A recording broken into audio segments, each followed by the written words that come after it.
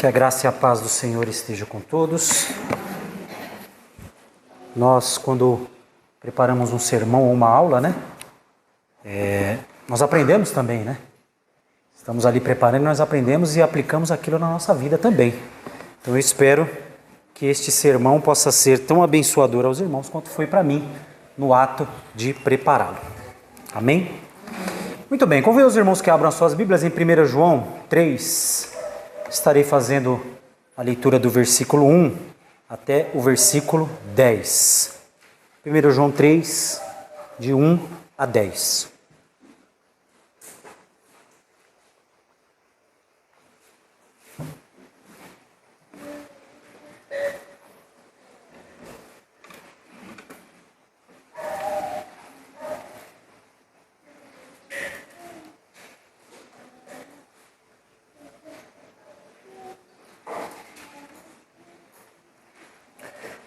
Primeiro João 3, de 1 a 10 diz o seguinte, meus irmãos: Vede que grande amor nos tem concedido o Pai, a ponto de sermos chamados filhos de Deus. E de fato, somos filhos de Deus. Por essa razão, o mundo não nos conhece, porquanto não o conheceu a Ele mesmo. Amados, agora somos filhos de Deus, e ainda não se manifestou o que haveremos de ser. Sabemos que, quando Ele se manifestar, seremos semelhantes a Ele, porque haveremos de vê-lo como Ele é. E assim mesmo se purifica todo o que nele tem essa esperança, assim como Ele é puro. Todo aquele que pratica o pecado também transgride a lei, porque o pecado é a transgressão da lei. Sabeis também que Ele se manifestou para tirar os pecados, e nele não existe pecado. Todo aquele que permanece nele não vive pecando. Todo aquele que vive pecando não o viu, nem o conheceu. Filhinhos, não vos deixeis enganar por ninguém. Aquele que pratica a justiça é justo, assim como Ele é justo. Aquele que pratica o pecado procede do diabo, porque o diabo vive pecando desde o princípio. Por isso se manifestou o Filho de Deus, para destruir as obras do diabo. Todo aquele que é nascido de Deus não vive na prática de pecado, pois o que permanece nele é a divina semente. Ora, esse não pode viver pecando, porque é nascido de Deus.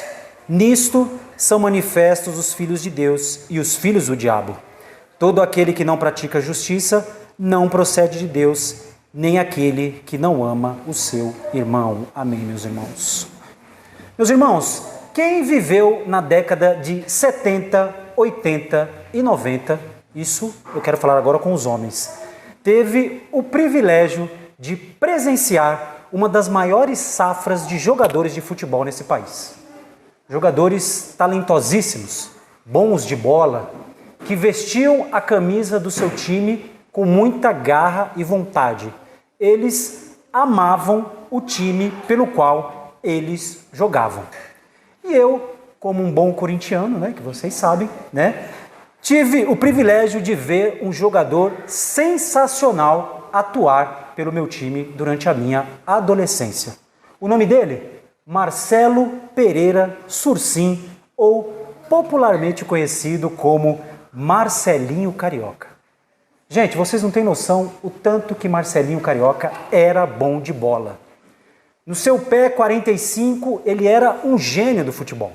Falta próxima à área era quase gol para ele. Pênalti, então, ele era um jogador fantástico, né? Para vocês terem uma ideia quão bom era Marcelinho Carioca, né? Eu levantei os números dele.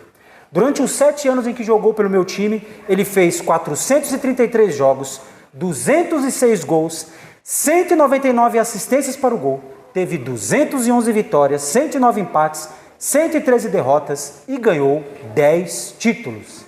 Este homem era um ídolo para a nossa torcida. Para vocês terem uma ideia, o tanto quanto o Marcelo era importante, quando eu conheci a minha esposa, eu descobri que ela era corintiana. E ela me disse que era corintiana justamente por conta do Marcelinho Carioca, né? Então isso me deixou muito feliz, né? E o Marcelinho Carioca, gente, ele tinha uma frase célebre que ele dizia que vestir a camisa do Corinthians era como estar vestindo uma segunda pele. Aquilo era fantástico ouvir aquilo daquele jogador.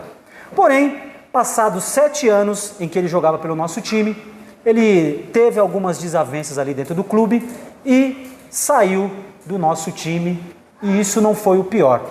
Marcelinho foi jogar por um time rival, mais precisamente o time da Baixada Santista. Gente, para mim como corintiano, ver Marcelinho Carioca vestindo aquela camisa do Santos, aquele uniforme branco, não combinava. Não combinava, não é aquele uniforme que combinava com ele, né? E ver os torcedores do Santos gritando o nome do Marcelinho como se ele sempre jogasse ali, para mim, foi demais, né? Durante muito tempo eu fiquei muito chateado com aquela situação. Porém, passados os anos, muitas coisas aconteceram, né? Marcelinho aposentou e eu confesso que para mim ainda ele hoje é um ídolo, e eu guardo uma camisa dele ali no fundo do meu guarda-roupa com o número 7 para lembrar desse jogador fantástico que passou pelo nosso clube e que honrou a camisa quando jogou. E aí, meus irmãos, eu pergunto a vocês, o que isso tem a ver com o texto que lemos? O que isso tem a ver com sermos ou não cristão? E o que isso tem a ver com viver pecando? Na verdade, meus irmãos, penso que a questão de qual camisa você está vestindo ajuda muito a pensarmos na questão de pecado na vida de um cristão professo. Ser cristão significa que você trocou de time. É equivalente a vestir uma nova camisa que diz para todos que você agora tem novos compromissos de fidelidade. Mas como você se sentiria se um jogador trocasse de camisa, mas continuasse a jogar pela sua velha equipe? É isso que estamos fazendo, meus irmãos, como cristão, sempre que pecamos. Estamos jogando pela nossa velha equipe, embora estejamos com uma nova camisa. O pecado para alguém que se diz cristão é uma forma estranha de traição. Equivale a cerrar fileiras com Satanás em rebelião contra Deus, mesmo que você diga que está no time de Deus. Não me entendam mal, meus irmãos, todos nós lutamos continuamente contra o pecado, mas a Bíblia sugere que se a sua vida continua marcada por atitudes despreocupadas e cômodas para com o pecado, você deveria parar e pensar o que você realmente é. Não importa que camisa você possa achar que está vestindo, de que lado você está jogando. Se for mais pelo time adversário, quem sabe você pertença mais àquela escalação e nem saiba. Em outras palavras, meus irmãos, você não pode ser um cristão se você ama o pecado. E é exatamente isso que nós vamos falar essa noite. Em nenhum outro texto, essa realidade vem mais à tona do que esse texto que acabamos de ler, 1 João 3. O apóstolo João se utiliza da imagem não de um time, mas sim de uma família. Alguns são da família de Deus. Deus é o pai deles. Eles fazem parte da família de Deus. Outros são filhos do diabo. Pertencem a Satanás e fazem parte da família dele. E uma das formas, meus irmãos, de determinar a qual família pertencemos é se investimos em ações do pecado em nossa vida. O pecado é especialidade do diabo. Ele é inimigo de Deus e foi homicida desde o princípio. Desde o Jardim do Éden, Satanás vem se ocupando em espalhar o pecado através do mundo que Deus criou. Ele mentiu e tentou Adão e Eva a se rebelarem contra a autoridade de Deus. E esse pecado, meus irmãos, se espalhou pela geração seguinte, ao ponto de Caim matar Abel. E como lemos em Gênesis 6, Deus diz o seguinte: viu o Senhor que a maldade do homem havia se multiplicado na terra e que era continuamente mal todo o desígnio do seu coração. Em poucos capítulos, meus irmãos, de Gênesis, como humanidade, nós vivemos uma montanha-russa, desde a criação que agradou a Deus, até uma criação que Deus quis destruir. Isso foi resultado do trabalho de Satanás. Ele peca desde o princípio e continua pecando até hoje. Porém, a chegada de Jesus foi um grande golpe de Deus em seu adversário, como lemos ali em 1 João 3, a parte B do capítulo 8, do versículo 8, que diz: para isto se manifestou o Filho de Deus, para destruir as obras do diabo. 1 João 3,5, sabeis também que ele se manifestou para tirar os pecados, e nele não existe pecado. E a Bíblia diz, meus irmãos, que Jesus foi extremamente bem sucedido em fazer exatamente isso. Pela sua morte expiatória, Jesus lidou com os problemas do pecado. Ele não tinha pecado pessoal nenhum para pagar, o que permitiu que ele carregasse os nossos pecados, os pecados do seu povo sobre os seus ombros e pagasse por eles completamente. Meus irmãos, já não resta condenação para aqueles que se encontram em Cristo Jesus, porque Jesus foi totalmente condenado em nosso lugar. Satanás já não tem mais no que se apegar para nos acusar diante de Deus, porque nossos pecados foram removidos. Nossos pecados foram apagados, já não somos mais filhos do diabo, a nós foi dada uma nova identidade, ou seja, uma nova família. Por isso, João nos instrui, em 1 João 3,1, vede que grande amor nos tem concedido o Pai, a ponto de sermos chamados filhos de Deus, e de fato somos filhos de Deus. Por essa razão, o mundo não nos conhece, porquanto não o conheceu a Ele mesmo. Ou seja, não pertencemos mais a Satanás, pertencemos a Deus. Já não estamos mais presos no domínio das trevas, mas fomos chamados para a sua maravilhosa luz. Já não nos encontramos mais sob o poder de Satanás, mas sob o poder de Deus. Porque um dia, meus irmãos, nós fomos filhos da ira, mas agora nós somos filhos de Deus. E ser cristão, meus irmãos, pressupõe uma mudança radical de identidade. E eu vou resumir o que você precisa saber. A Bíblia diz que há dois tipos de pessoas: servos de Satanás e servos de Deus. Meus irmãos, é uma camisa ou outra. E a camisa que você está usando, a forma de identificá-la é pelo papel que o pecado ocupa na sua vida. 1 João 3,8, aquele que pratica o pecado procede do diabo, porque o diabo vive pecando desde o princípio. Meus irmãos, o pecado é a marca registrada dos filhos do diabo, como uma marca no gado, que significa propriedade. E João retrata isso uma segunda vez, só que com palavras diferentes. João 3,10, nisto são manifestos os filhos de Deus e os filhos do diabo. Todo aquele que não pratica justiça não procede de Deus, nem aquele que não ama o seu irmão. Os filhos do diabo, meus irmãos, fazem do pecado uma prática constante, porque é isso que o pai deles faz desde um princípio. Não há como fugir, é tal pai, tal filho.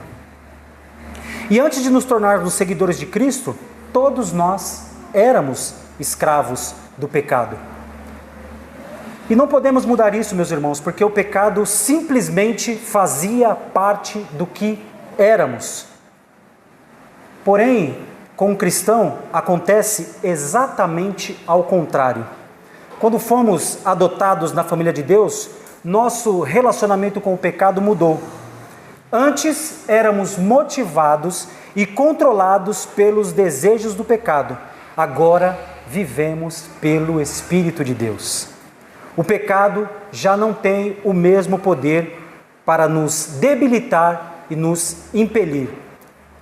O poder do pecado na vida do cristão foi interrompido. Paulo, em sua carta aos Romanos, ele explica que o poder do pecado é interrompido graças à morte de Jesus. Ou seja, a velha pessoa, o nosso velho homem, foi crucificado com Cristo. O velho escravo do pecado está morto.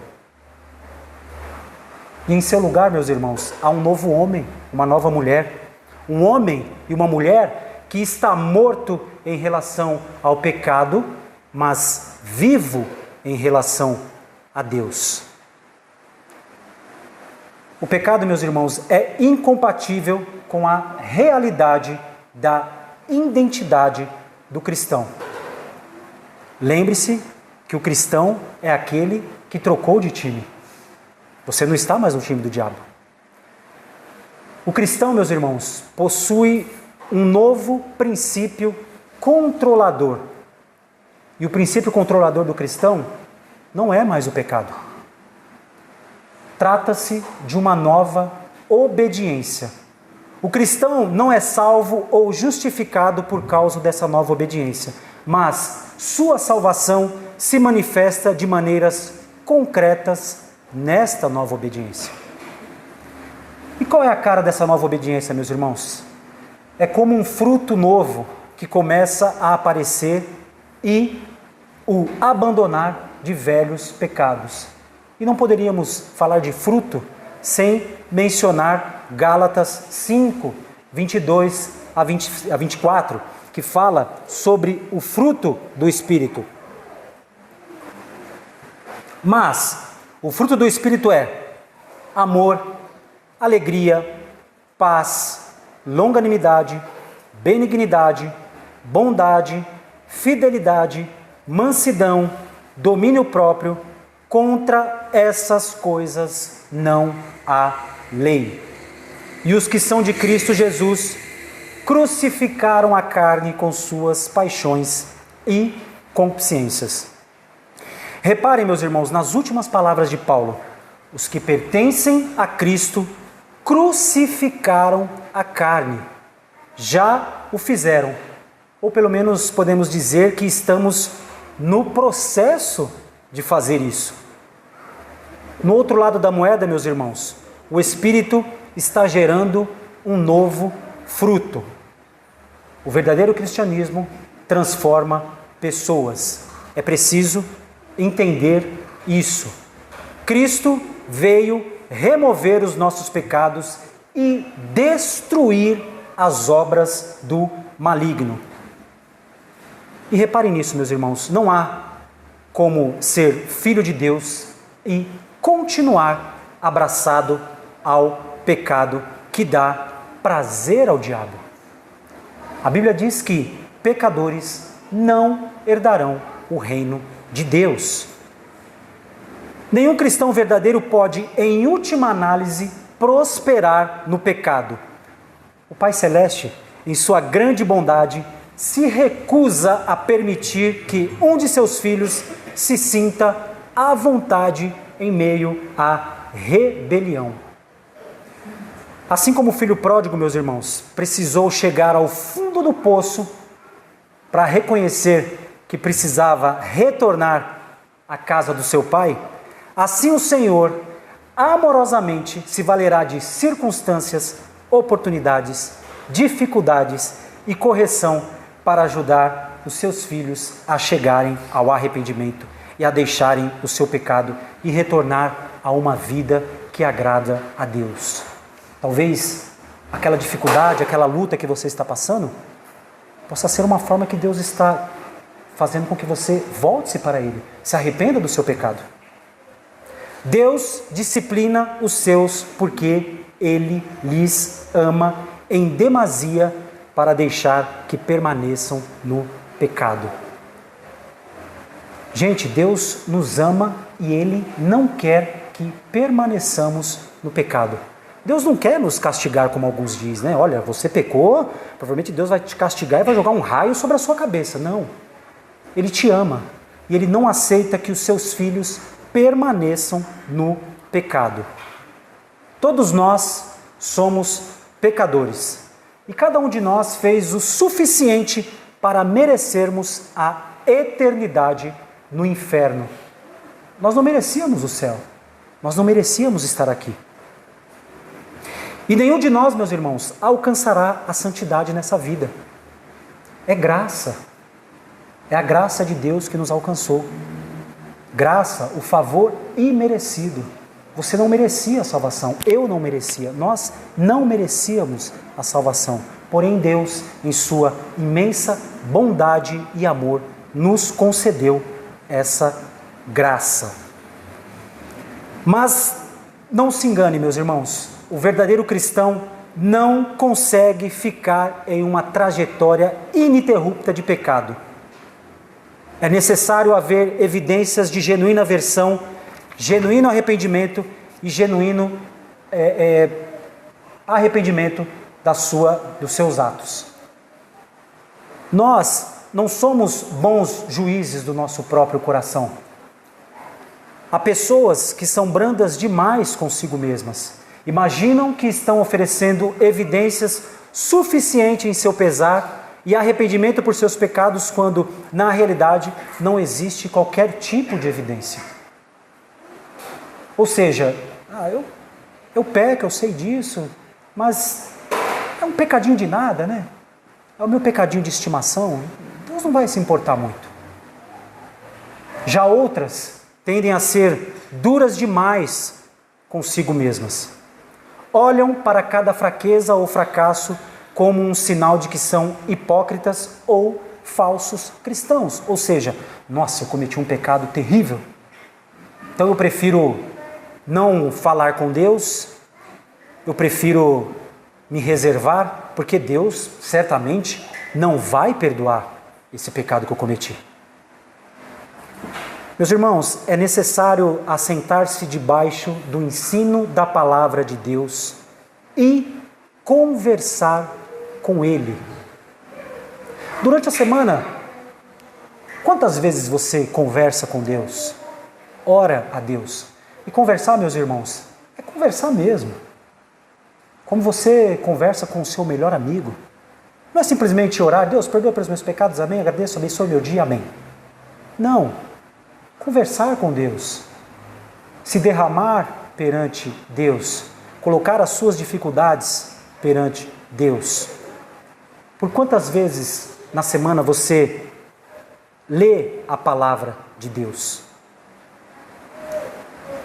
Ao descobrirmos o que Deus quer dizer com santidade, ficamos menos fascinados com os nossos próprios conceitos de justiça e injustiça.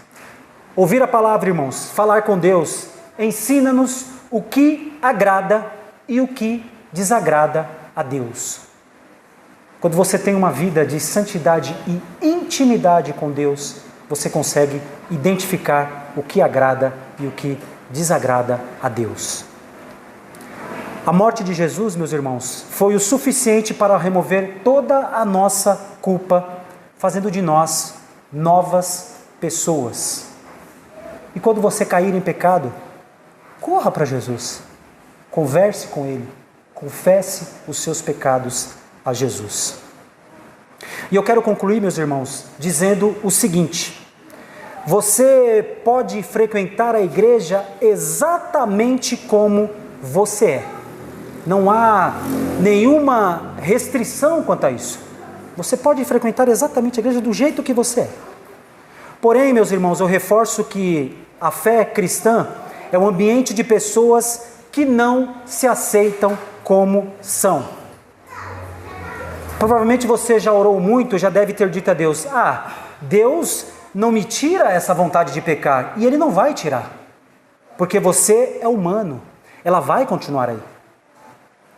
É você que vai guerrear com ela, esmurrar o seu próprio corpo. É o teu espírito contra a carne. É se encher do espírito todos os dias. É dizer não ao pecado todos os dias, até que ele venha e nos dê um corpo glorificado, onde o mal não estará entranhado em nós e nós viveremos para a sua glória. Mas enquanto estivermos aqui, meus irmãos, fé cristã é para quem está a fim de esmurrar o próprio corpo. Mas agora, se você pensa num Deus, numa divindade que aprove ou avalize tudo o que você quer, sente e faz, tem muitas religiões que você pode seguir. Muitas coisas. Você não é obrigado a estar aqui. Você não é obrigado a vir a esta igreja. Mas agora, se você está aqui e foi escolhido por Deus, é porque você não quer mais você. E sabe o que é isso, meus irmãos? Isso é a conversão. Conversão é um dia em que você para de acreditar em você mesmo e entrega toda a sua vida a Deus. Que o Senhor nos abençoe.